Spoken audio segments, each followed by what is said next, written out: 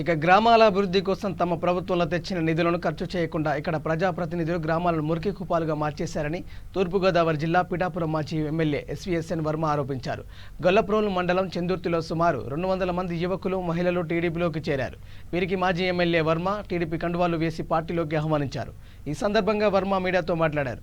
ఈ కార్యక్రమంలో ఉలవకాయల దేవేంద్రుడు, మడికి ప్రసాద్, మల్లిపూడి వీరబాబు, సకుమల్ల గంగాధర్ తదితరులు పాల్గొన్నారు.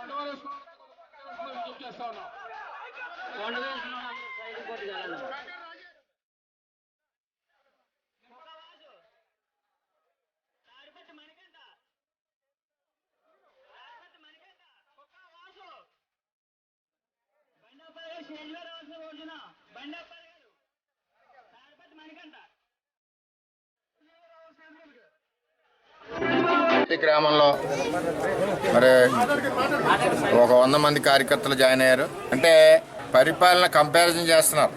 మేము ఎమ్మెల్యే ఉన్నప్పుడు ఎలాగుంది, ఇప్పుడు ఎలాగుంది. ఇక్కడ ఎమ్మెల్యే కనపట్టలేదు, ఎమ్మెల్యే ఎవరికో కూడా తెలియదు.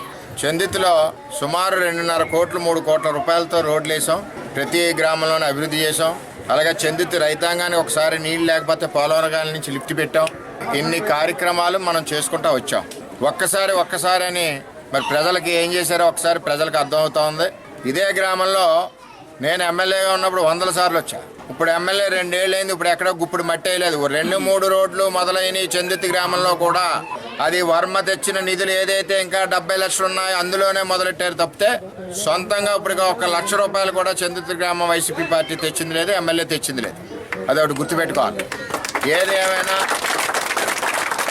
పార్టీ కూడా మన గ్రామ ప్రెసిడెంట్ ఆధ్వర్యంలో అందరూ కూడా కలిసికట్టుగా, సీనియర్ల ఆధ్వర్యంలో అందరూ కూడా కలిసికట్టుగా ముందుకు నడాలని కోరుతూ ఉన్నాం.